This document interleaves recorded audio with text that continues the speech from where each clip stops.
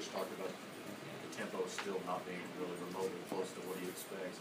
How do you guys get it up? What's the next step? The next step is just working. You got to keep working at it. We've been in the system since the spring, so we got to put a lot of work into it. Right now our offense, isn't doing a great job. Not doing a good job at all. So as a leader, as a senior, I got to make sure, I direct guys in the right direction and lead as I can, so we can help the defense out. Juwan, how do you think the offensive line matched up against two of the better defensive lines in the country? Yeah, that was definitely, I think probably the best D-line in the country, and I feel like we battled. It was a battle. It was one of those SEC battles, and in certain areas they got us, in certain areas we got them. So I think it just went back and forth a lot through the day. John, what happened on the play where it looked like they jumped off sides and you guys didn't move at all? I don't know if you've seen the video or what. Yeah, a lot of people talking about that. Well, we taught, if the guy jumps off sides, we got to snap it. And as an offensive line, you don't move at all. That's what Coach Jake teaches because they don't want any confusion between the refs or, who calls the neutral zone infraction. So, we're taught to not move until the quarterback gets done and tells us chill, chill, chill. Marlon, you got to run us through the play where Devon got the pick six and you kind of landed on Jeff and broke his leg there. It was a play, man, where I was just trying to get to the quarterback and trying to affect him any way I can. And unfortunately, I landed on his leg, and I didn't even notice it until he went down and he started screaming or whatever. And really, it was just a bang play, man. Just out there just playing football, not intentionally trying to hurt nobody. It was just a football play, and I already reached out to him, just let him know, what I mean, just get better or whatever.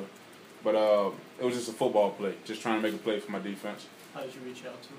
I shot him a message on Twitter just saying, I know what kind of competitor you are. I know you'll compete and you'll be back even better. Marlon, just your own play in particular, it looks like you've really been spending a little more time in the backfield lately. You talked about what's going right, what you feel like you've gotten better at in the past few weeks.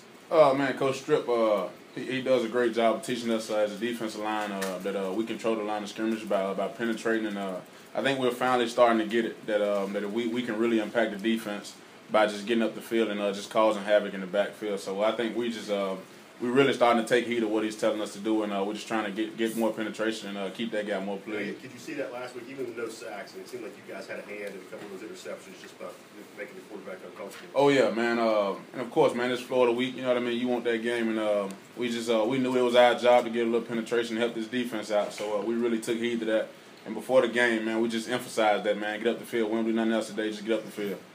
Marlon, do you feel that was maybe one of your best games of your career? I think so, man. And it's kind of a bittersweet deal because, you know what I mean, we still got the loss and all that really don't even matter anymore. But yeah, I think Coach Strip is doing a great job of teaching. So I'm getting better just by listening to what he's telling me to do, and I feel like I'm starting to progress a little bit just by listening to him. For Dontavis and Marlon, what's been the problem with third down defense the last couple of weeks? Just facing good offenses, or what's been the issue? Just when the play presents itself, we got to make it. Keep communicating well, and pretty much we just got to make the play when the time comes. I know for me, I seen the film yesterday, and I felt like on third down we was really close to getting to the quarterback or even just impacting or getting in his way or whatever. So I think we need to learn how to, as a defensive line, learn how to finish the play as opposed to getting there and slowing down a little bit. So I think we just got to learn how to finish, and those little plays, man, cause we can really impact them just by getting in his way a little bit, or throwing our hands up in front of his face. So I take it as a D line, that's something we need to get better at on third downs, just penetrating the quarterback. Well, how did Justin respond to being benched and then getting back into the game and having to rally the team? I felt like he did well. He remained the same Justin. Even from the beginning, from the start of the game, when we were huddled on the sideline, he was there, encouraging us, saying, let's go. Pregame, even though he knew he wasn't starting, he was still coming to the line, protect him.